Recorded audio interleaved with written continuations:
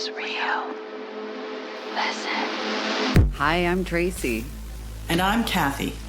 And this is Curious Explorers.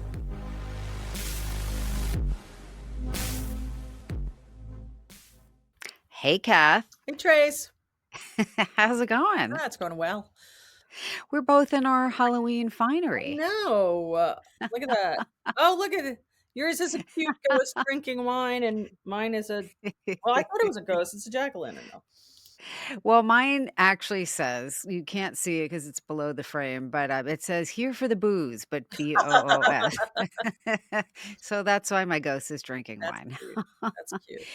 But I'm super excited for you to tell your scary story today because it's one that everybody's familiar with Yes. and scared the crap out of me when I was a kid.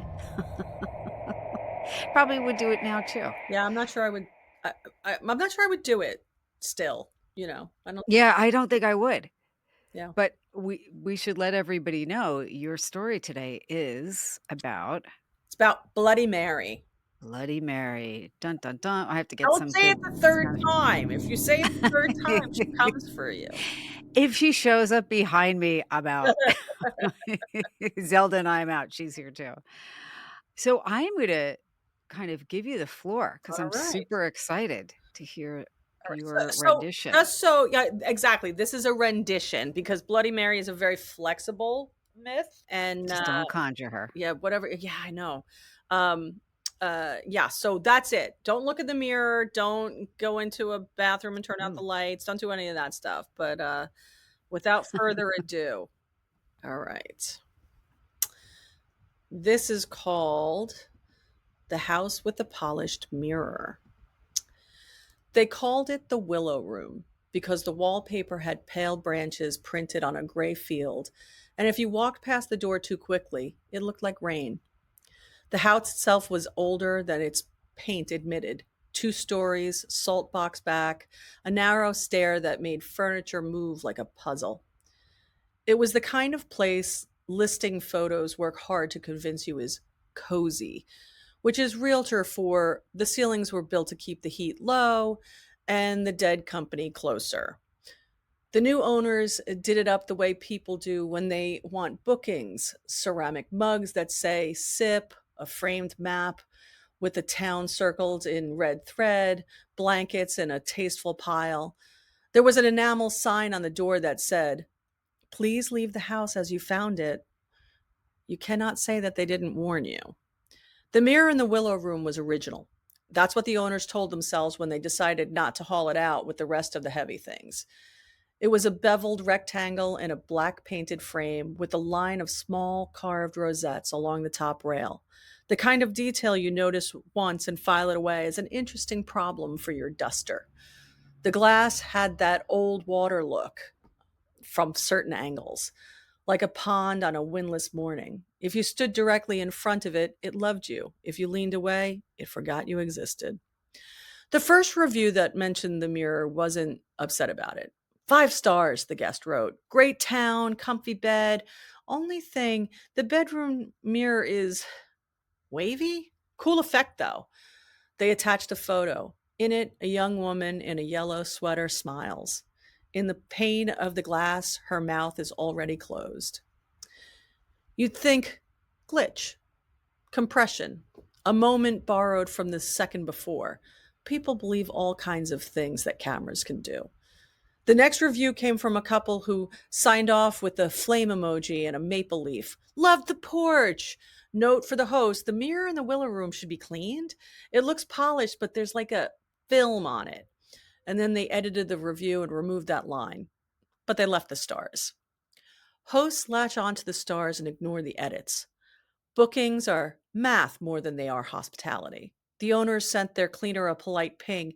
Hey, can you give the Willow mirror a proper polish? Guests are noticing. The cleaner's name was Liz. She was careful, the way careful people start out being, and if they can afford it, they continue.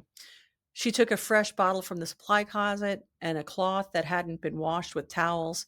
She emptied the room. She opened the window because the old glass outgasses on damp days, and she didn't like the smell. She sprayed the surface and drew methodical figure eights until the glass was a hard blue shine. It looked remarkable when the sun was on it. You could see the grain of the window frame behind you, the moorings of the town where the boats would never be again, the small chip in your left incisor. Liz leaned back to admire her work and saw, with a very specific sort of annoyance, that the bottom inch still held a faint clouding. She knelt, pressed the cloth to it, and worked at it. The cloth caught. Just a thread, she thought, lifting it. But when she pulled the cloth away, a sliver of black paint came with it, the way garden soil flakes when it's dry. Under the flake was hard wood, darker than the frame should have been. And this was the part that bothered her. There were letters, not like the carved rosettes, but scratched into the wood. She bent closer. The letters were shallow, as if whoever had made them had not wanted to push hard enough to break the glass around it. They skipped with the grain. She made out 3 words: "Don't polish me." She looked at the hinge side of the door, open to the hall, expecting someone to appear and explain a joke that she was not in on. But no one did. Liz set the cloth down on the dresser and went to the supplies to get a different cleaner, the one for residue and adhesive. When she came back, the word seemed fainter, not gone exactly, but absorbed. She pressed a fingernail into the scratched groove of the T in don't, just to prove that it had been there. But her nail came away clean. The paint looked unbroken. She left it. People say sensible things about sensible people until the day that they don't.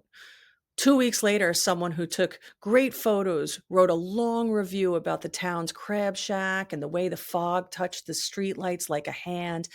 At the very end, small note, bedroom mirror had a weird vibe. Probably just me. They put a laughing emoji after it. Laughing emojis are horseshoes over doors. When the owners visited, they walked the house with a list: bulbs, batteries, the scrape on the side table, a check of the lockbox, a new corkscrew because the last one had a missing screw, which made it more of a metaphor than a tool. In the Willow Room, they looked at the mirror and they saw a mirror.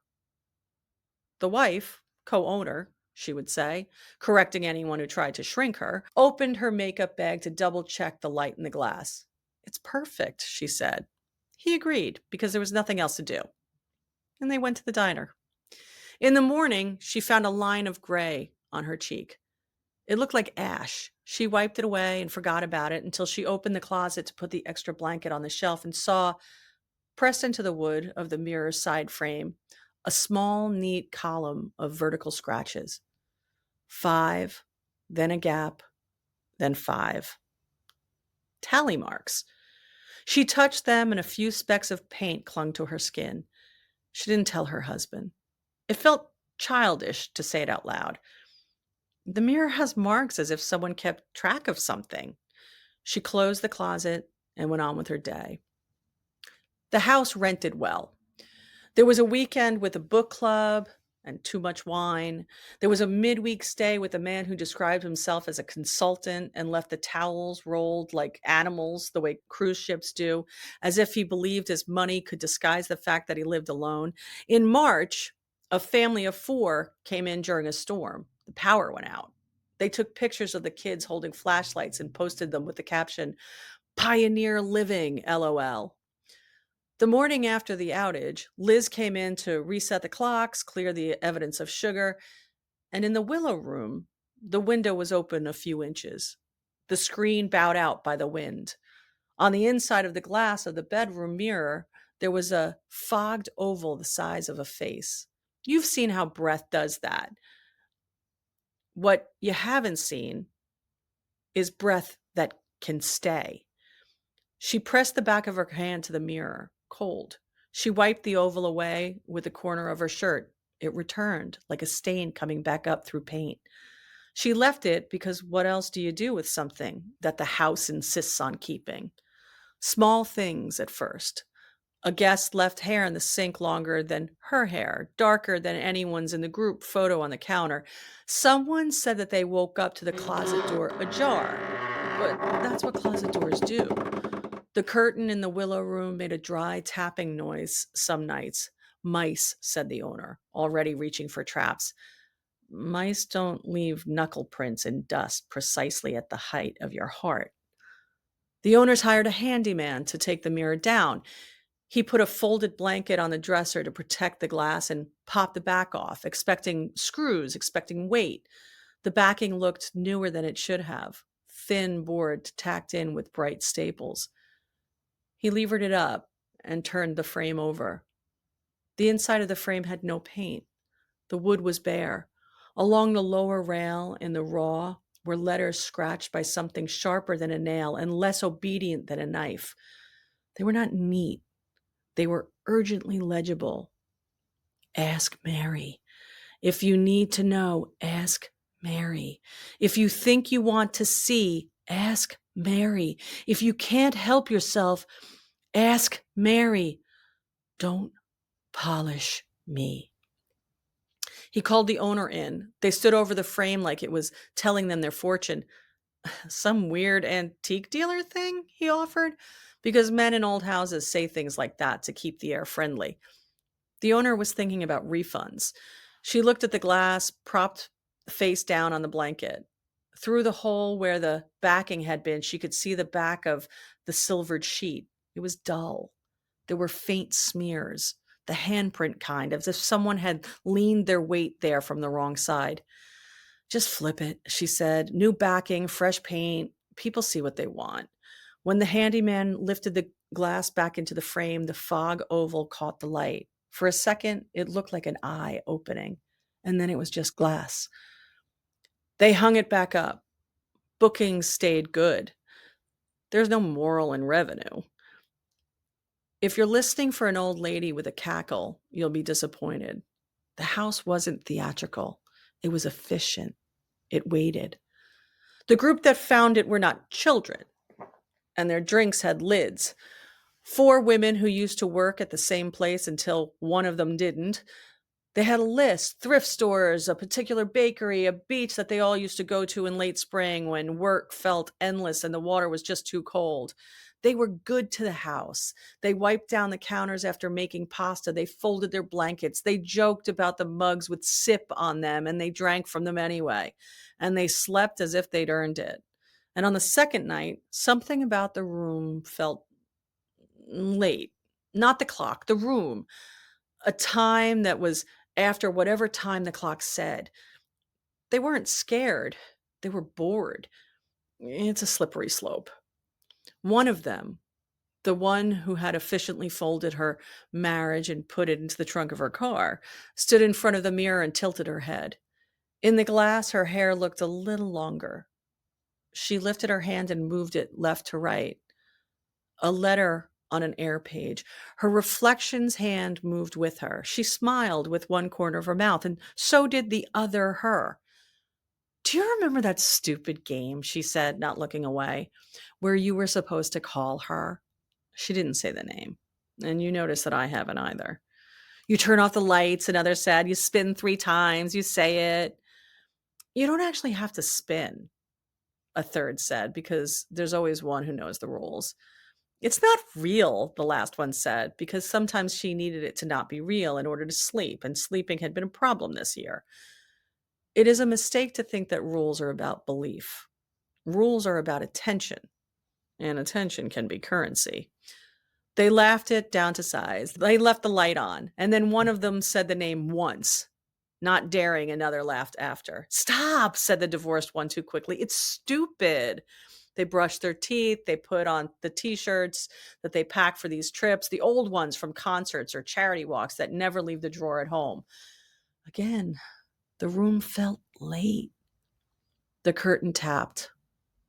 They slept. At 2:19 a.m., the smoke alarm in the hallway did what smoke alarms do when the house wants witnesses. It chirped a single warning and then developed a memory of failure, and it chirped again and again. The one with the rule keeping mouth woke first and paddled to the hallway to silence it because she was the kind of person who knew which button to test and which is hush and where the step stool is likely to be. In the bathroom, the mirror had fogged oval again, which didn't make sense because no one had showered. She wiped it with the sleeve of her shirt, and the fog spread under her hand like a stain turned to liquid. She told herself she was awake. She told herself that the sensor on the alarm was probably dusty. She washed her hands in cold water, not because anything, but because her skin felt lightly coated in breath. In the morning, one of the women noticed a thin gray line along her cheekbone. "Do I bruise from pillows now?" she said, trying to make a joke. She scrubbed at it, and the line went away, and then it returned hours later, lighter than before, as if reluctant to leave. They went to the thrift stores. They bought plates with birds on them because birds are funny until they aren't.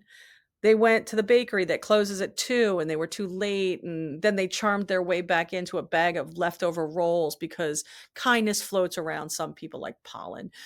They went to the beach and watched the water do what it always does, pretend to approach to be near you and then just take it all back.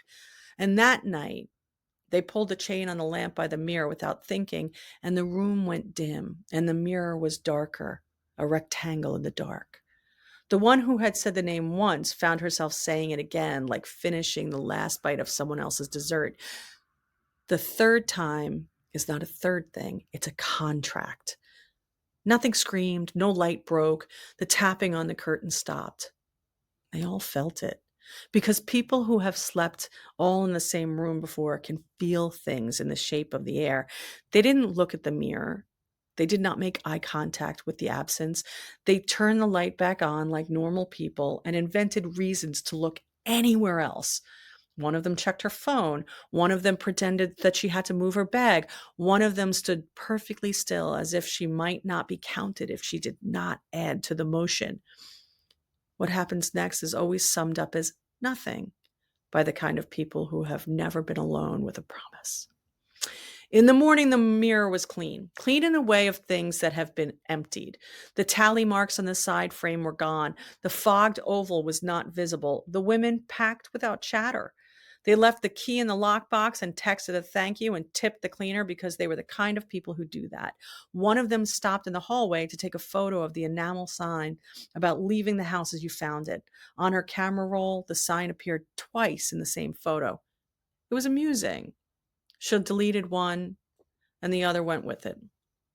Liz let herself in. She noticed the air had the wrong temperature for the weather. She cleaned the kitchen. She checked the coffee maker for burned residue. She shook out the mats. And in the willow room, she walked straight to the mirror because there are houses where you go straight to the problem and get it over with. The surface of the glass felt warm. She put the back of her wrist to it, warm, as if there was a hairdryer on the other side and someone was using it. She considered calling the owner, decided against it because nothing good ever comes from giving someone else your fear. She pivoted to the dust on the frame, her cloth snared in the lower rail. She looked down. The letters were back, not faint at all. They had multiplied. The words were the same words, but the hand was different. The way the sentence looks coming from two people who learned to write in two different schools. If you need to know, ask Mary. Ask her. Ask her. Do not polish. Do not polish me.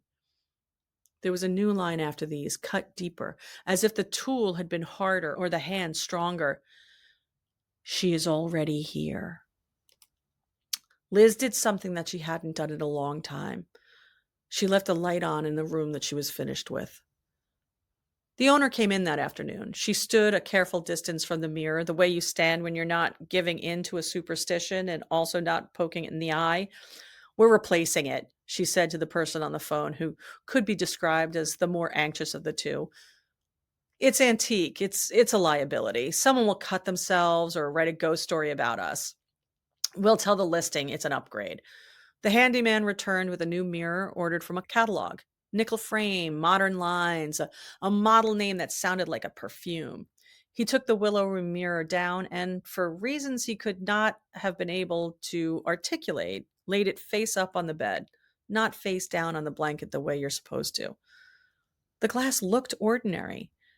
It showed the ceiling, the light fixture, his head tipped down. He picked it up to carry it to his truck. It wasn't heavy. It felt like picking up a picture of a mirror and walking with it. On the stairs, his foot caught the lip of the third step, the way it sometimes does. He lurched and banged the corner of the frame into the wall. The glass didn't crack, it flexed. He swore, not because of anything, but because he didn't want to explain a new dent in the old plaster. He carried the mirror out to the truck and slid it into the bed, glass up so the owner could see that it was unbroken. He went back inside to hang the new one. He did not notice that his reflection in the old glass took a heartbeat longer to leave. The new mirror was brilliant and nothing. It showed your face with the generosity of a surgeon's light. Guests complimented the update. The reviews stopped mentioning anything other than how pleasant the walk to the coffee shop was. Booking stayed good. Liz dusted faster. The house sighed into a rhythm it could live with. Everyone agreed that the season was looking strong. A month later, a man staying for work hung his suit on the closet door in the Willow Room and noticed, framed by the gap where the old mirror had been, a dark thumbprint on the wall at face height. He went to wipe it and found letters scratched into the plaster itself, deep enough that his fingertips slipped into them. Ask Mary. He checked the closet shelf to see if someone had staged a joke. On the inside of the shelf, invisible unless you knelt and looked up, someone had pressed a hand. Like a handprint. You know what that looks like. This looked like a hand trying to learn to be one. 4 even ovals, a thumb just a little bit too long, the whole thing slightly cocked towards the corner where the shadows go when they want to stack up. He slept with the hallway light on because he was the kind of man who could tell himself it was about finding the bathroom and say it convincingly. He checked out a day early without asking for a refund. His review was polite. Great location. The old mirror lived in the owner's garage for a while, against the wall behind the bikes. Dust softened its edges. A leaf blew under and lodged against the lower frame. The owner tried to give it away to a neighbor who had a taste for vintage things. The neighbor said she'd think about it and then avoided contact for 2 weeks, as if an invitation could be contagious. One humid morning, the owner went into the garage to get a paintbrush and saw the mirror standing more upright than she remembered leaving it, as if someone had nudged it with a knee moving boxes. She looked into it, and there she was, badly lit, hair in a clip, a smear of primer on one cheek. In the glass, her mouth was open, like she was starting to say something. She closed her mouth. The woman in the mirror did not. You can rationalize a lot before breakfast. She turned the frame around to face the wall, and when she came back in the afternoon with the brush, it was facing out again. There are mechanisms you cannot see and still trip. She listed it for free on a site where people pick up furniture left on porches and sometimes pay it forward by leaving a better chair than the one that they took. A man with a van came by and loaded the mirror with practiced familiarity of someone who could carry anything alone if you let him. He declined water, said thank you, drove away. She felt lighter without it, like leaving a grocery bag on the counter and remembering it once you're already in your car and pretending that you meant to do that. A week later, a new listing appeared in town. Historic charmer, thoughtful touches. The photos looked familiar because every restored house looks familiar now. There are only so many ways to stage a fern. In one of the bedrooms, a beveled mirror in a black painted frame hung over a dresser with a bowl of dried citrus. The angle of the photograph made it hard to see the details, but if you zoomed in, the top rail showed small carved rosettes. The glass shone. In the comments, someone asked if the mirror was original. The host replied with a sun emoji and said, "We love her." The Willow Room felt emptied and then bored. The new mirror showed you yourself and only yourself. Some people found this a relief, some did not. The room asked for less. It offered less. A guest spent a long time one afternoon standing in front of it, wanting to want something and failing, the way you do when you've mislaid a word and cannot get the room to cough it up. Liz still checked the closet for handprints. If this were a place where things conclude, that would be the end. The old mirror in a new house, a new mirror obedient as glass, and everyone getting on with their rehearsed lives. But here is what the reviews never agree on and owners never print. The ritual was never about a particular rectangle of silver. It was just a convenient address. The terms are simple. Look, want, ask, names sharpen the edge. Yes, repetition fixes the nail in the wood, sure, but a mirror is any surface that returns your attention and addresses you and your shape. You can tell yourself that you're safe because you didn't turn off the light or spin in place. You can tell yourself you're immune because you never said her name, not even once, not even whispering, not even in your heart, the way a tune plays after you hear it in a store and you dislike it. You can tell yourself that you don't own old glass, that what you have is modern with an aluminum backing and a safety film and a frame ordered from a website that suggested coasters to match. You can say it all out loud if you like. The other house, the historic charmer with thoughtful touches, keeps a guest book in the entry, which is how you know they don't understand the world that they live in. People write things like "so peaceful" and "we needed this" on the third page in a careful, unslanted hand. Someone added between the lines, "If you need to know, ask Mary." And the host drew a little heart next to it as if it were a quote from a song. No one flagged it to the platform. The heart made it look like intentional decor. Later at night, when that guest who wrote the line stood in front of the black framed mirror with the carved rosettes and tried to decide if she still liked her hair the way she'd cut it last year, she raised her hand to shade her eyes from the overhead light. In the glass, her hand lagged and then caught up and then smiled with the mouth. She didn't notice. She wasn't looking at her mouth. The owners of the Willow Room replaced the enamel sign by the door with a different sentiment. Make new memories, because they decided the request to leave things as you found them felt unfriendly. They meant it to sound generous. Mild prosperity, you know. If you feel anything at the edge of your face right now, and if the device that you're using has cooled and your fingers are warm, and you catch a brief undulation in the blank screen when it sleeps, don't dramatize it. This isn't performance, it's policy. You don't have to go to an old house on a windy street. You don't need the carved rosettes. The glass between you and the room you're in is already with you. It's already a little mirror. Oh, it is you wearing light. You know the rule already, and even if you won't say it out loud, you own it. Don't stare into a mirror after midnight. Don't polish what wants to be dull. Don't ask unless you need to know. And if you must, if the old appetite taps its finger on the inside of your chest and your mouth remembers the shape of that name, then at least be honest about what you're doing. And go ahead, ask her. Ta-da! I know that the paranormal is real.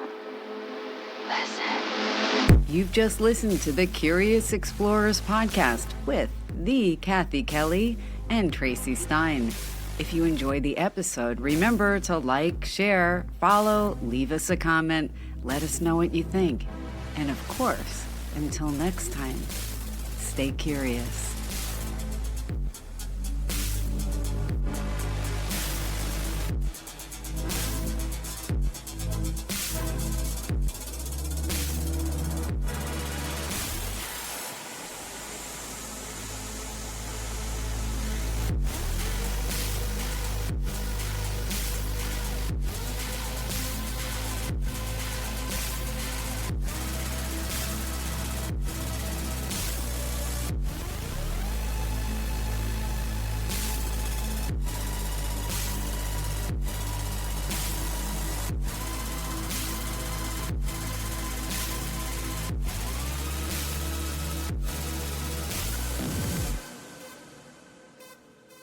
The paranormal is real.